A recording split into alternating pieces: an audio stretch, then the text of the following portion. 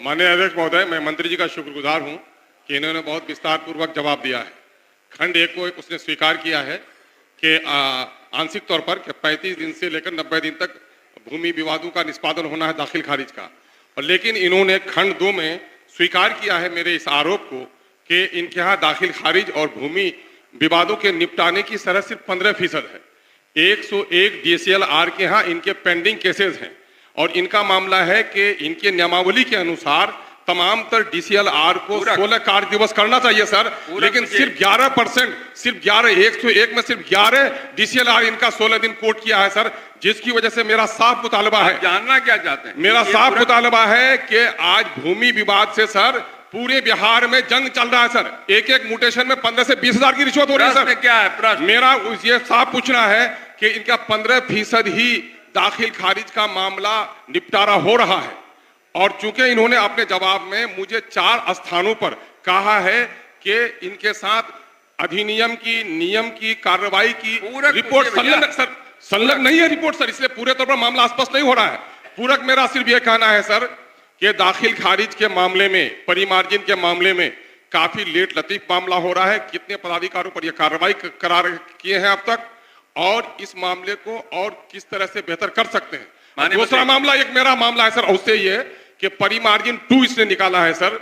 जमीन से लोगों के रजिस्टर 2 से जमीन गायब हो गई है और नतीजा है कि 35 कार्य दिवस में अगर किसी का केवाला दाखिल खारिज नहीं होता है तो रैयत को जाना पड़ता है DCLR के यहाँ, और DCLR के ये विषय नहीं। माननीय मंत्री, ठीक है सर, मंत्री जवाब देना, मैं पूछ रहा हूँ।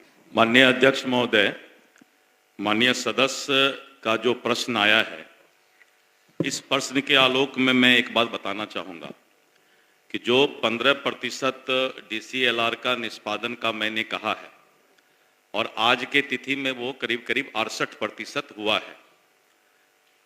बीच में लोकसभा का चुनाव था और हमारे अंचल अधिकारी और DCLR लोकसभा चुनाव में जितने भी नेता का प्रोग्राम होता है, सभा होता है, सब चीज में हमारे CO का ही अख्तरुल भाई हमारे माननीय सदस्य उपयोग करते हैं। और CO का जो कार्य है वो राजस्व से ज्यादा प्रशासन में ज्यादा होता है महोदय। तो लोकसभा चुनाव होने के चलते 4 महीना, करीब करीब वही अप्रैल, मई, जून, इसी के आसपास ये पेंडेंसी ज्यादा आया। लेकिन अब हमने इसको बहुत तेजी में सभी DCLR को और वहां के DM और कमिश्नर को एक पत्र निर्गत किया है। मैं धन्यवाद देता हूं माननीय सदस्य को कि हमने पत्र निर्गत कर दिया है DM और आयुक्त को कि किसी भी परिस्थिति में जो भी मामला पेंडिंग है उसको जल्द से जल्द निपटारा करवाएं। और मुझे लगता है कि जो लोकसभा चुनाव के अंदर पेंडेंसी आया था वो हम 2-3 महीने में इसको ज्यादा से ज्यादा निष्पादन करने में सक्षम होंगे।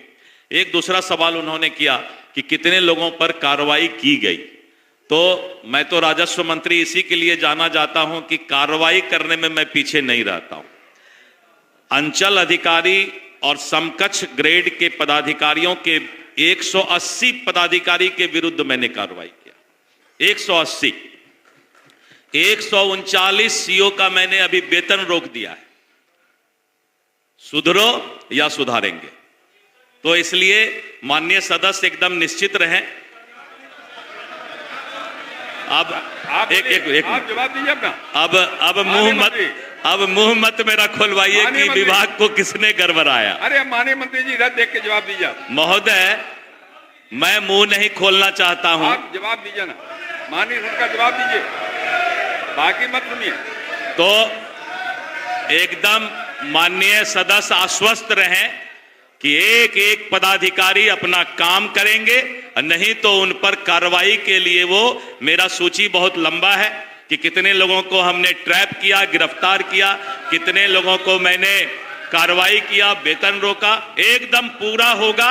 आप जितना चाहते हैं उससे ज्यादा महोदय हम करने का काम करेंगे।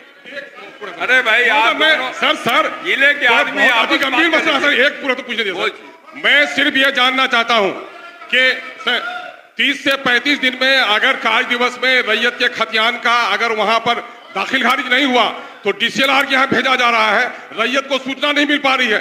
जो DCLR के नाम से लोग 15 से 20 हजार रिश्वत दे रहे हैं मेरा मुतालबा है कि जिस तरह से परिमार्जिन 2 इन्होंने जारी किया है, एक अवसर बिहार में दिया जाए कि जितने केबाला को इन्होंने अस्वीकृत किया है अंचल स्तर पर, डीसीएलआर के यहाँ भेजा है, अंचल स्तर पर ही उसको दाखिल खारिज 2 के नाम से करे और वो सक्षम पदाधिकारी को खड़ा करके डीसीएलआर से मुक्ति दे उसको।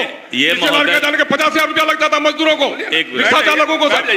महोदय, जो पदाधिकारी एक बार किसी अपने अपील का सुनवाई कर लेता है और उसका फैसला दे देता है, फिर उसी पदाधिकारी को हम उसका सुनवाई करने कैसे दे सकते हैं? जब भी करेगा तो कोई अपर श्री पवन कुमार जायसवाल।